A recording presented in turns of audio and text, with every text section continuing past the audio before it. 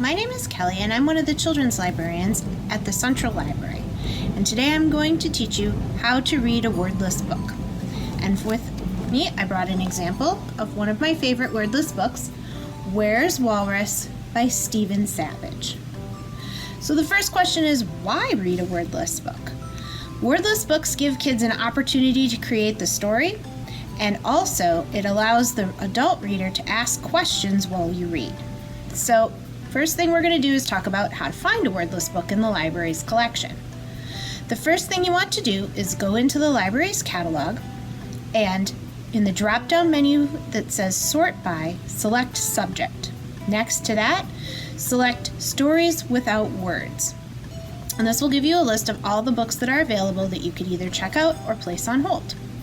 After you've got your book and you're ready to go, there are a few things that can make reading a wordless book a fun and engaging activity for you and your child. Let's start with the title. Where's Walrus? You could ask, where do you think he is? Right now it looks like he's at a diner. Where do you think he might be going during the book? What do you think this book might be about? This allows you to have a really interactive experience with the child that you're sharing the book with. Next,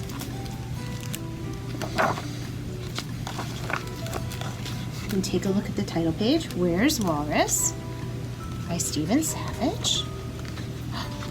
What's the walrus doing? He's winking at you. Why do you think he might be winking? I think he's up to no good.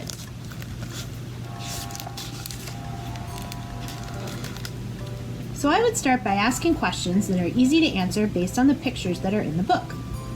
Where do you think this book takes place? The child is likely to say, looks like it takes place in a zoo. As you continue on, you can ask more open-ended questions. How do you think the walrus escaped? Where do you think the walrus is going?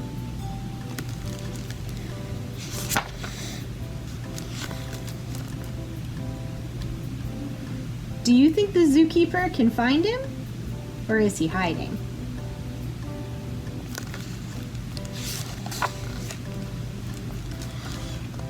Once you're comfortable with asking basic questions, you can ask some things that are more complicated.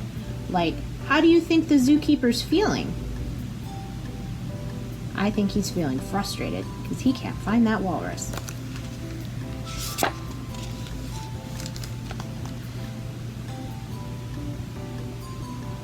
Do you think this picture is funny? Why? That's right, walruses in hats? Crazy!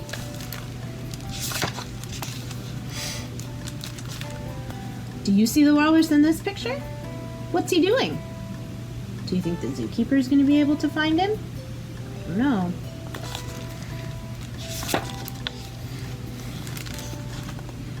What about now? Then you can ask open-ended questions, like where do you think the walrus will grow next?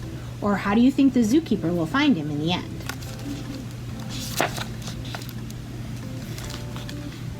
Oh my goodness, some of these pictures are so silly, and also allow kids an opportunity to act out part of the story. They could be doing the dance moves while you're reading this page.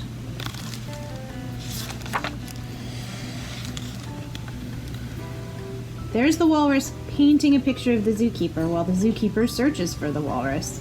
It's a little bit ironic. You could ask children what would they like to paint, or did you think that walruses could paint?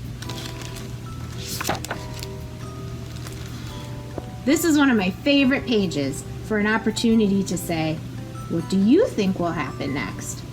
We all know walruses are good swimmers, but are they divers?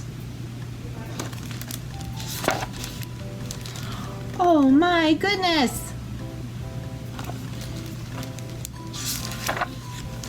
Splash!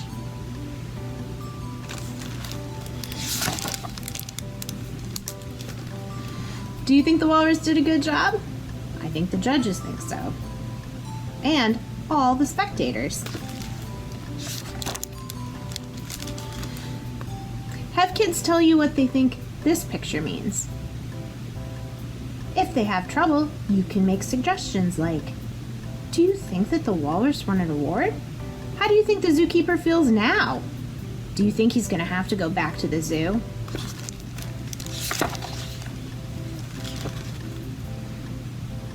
Now that the story is finished, you can see that the zookeeper built a diving platform for the walrus so he can do tricks while he's at the zoo.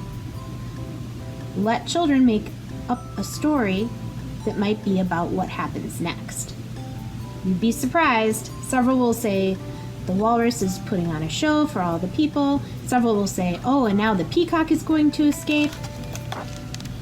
Wordless books give you an opportunity to share stories together in a different way.